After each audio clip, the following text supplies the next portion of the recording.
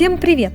С вами Марина Найман, и я приветствую вас на моем канале «Сам себе кадровик». В этом видео мы постараемся аккуратно коснуться очень щепетильной темы – как искать работу после 50 лет.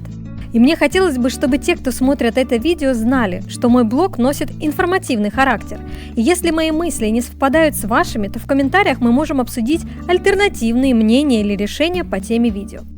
Современная действительность диктует нам свои правила трудоустройства. И одна из наиболее обсуждаемых тем в последний год – это повышение пенсионного возраста. Мы не будем поднимать дебаты, правильно это или нет, но чем может быть полезен мой блог, так это тем, чтобы поделиться информацией о том, как искать работу после 50 лет. К сожалению, несмотря на то, что сейчас человек в 50 лет – это вовсе не старик, как 100 лет назад считали, к данной возрастной категории все равно еще остается некое предвзятое отношение со стороны работодателей. Статистика показывает, что только 20% соискателей получают предложение о работе в возрасте 50-60 лет. Чаще всего это няни, преподаватели, системные администраторы, юристы, таксисты, сотрудники колл-центра, а также врачи и фармацевты. Итак, что можно порекомендовать человеку, который столкнулся с поиском работы в возрасте 50+? Первое, что вам порекомендует совершенно любой HR, это делать в резюме и в самой презентации акцент не на долгосрочности вашей работы на том или ином месте, как кто работал 20 лет бухгалтером, а описывать те навыки, которыми вы владеете, и тот набор необходимых работодателю компетенций, которые помогут его бизнесу процветать и развиваться. То есть говорите о ваших способностях, опыте решения проблем в вашей области, а не о том, как долго вы их нарабатывали. Второе.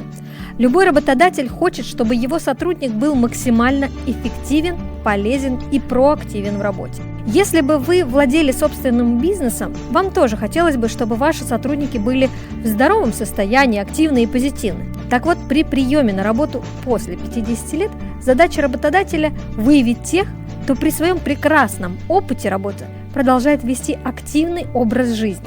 Понимаете, к чему я клоню? Вы должны показать вашему будущему работодателю, что вы именно такой человек. Указывайте на то, что ведете активный образ жизни. Пусть об этом говорит ваше резюме, ваше фото и даже ваши социальные сети, которые HR периодами просматривает. Ну и вообще, вам самим будет приятно быть тем самым человеком. Вы не заметите, как ваша жизнь изменится при такой самопрезентации. Третье. В век современных технологий все очень быстро меняется. Многие работодатели боятся брать сотрудников 50+, считая, что они не успеют за новыми тенденциями и развитием. Так вот, ваша задача – развеять этот миф своим стремлением к развитию. И поверьте, это вопрос не денег, это вопрос вашего желания и времени. Сейчас очень много бесплатного обучающего материала в интернете. И мой бесплатный канал также этому подтверждение. Можно постоянно пополнять свои знания в той или иной области. Пусть ваше резюме говорит о том, что вы постоянно повышаете свой уровень компетенции и не уступаете молодым, а наоборот, на свой чудесный опыт наслаиваете овладение новыми технологиями и разработками. Ну и последнее, на что, наверное, обращают внимание работодатели, это страх того, что взрослый человек сложнее адаптируется в коллектив. Имеет некое высокомерное отношение к более молодым сотрудникам, особенно это касаемо ситуации, где сотрудник 50+ оказывается подчиненным у более молодого коллеги. В данном случае ваша задача показать, что вы тот сотрудник, который не является тяжело адаптируемым, что вы уже имели опыт работы с молодыми коллегами и вообще у вас как раз-таки в этом вопросе все более чем хорошо. И не забываем народную поговорку «Кто ищет, тот всегда найдет». Я желаю вам находить самых замечательных работодателей, которые по достоинству будут оценивать вашу квалификацию и в 25, и 55 лет. Как вы думаете, какие шансы сейчас у человека найти работу после 50 лет? Может быть, у вас есть свои рекомендации, которыми вы можете поделиться?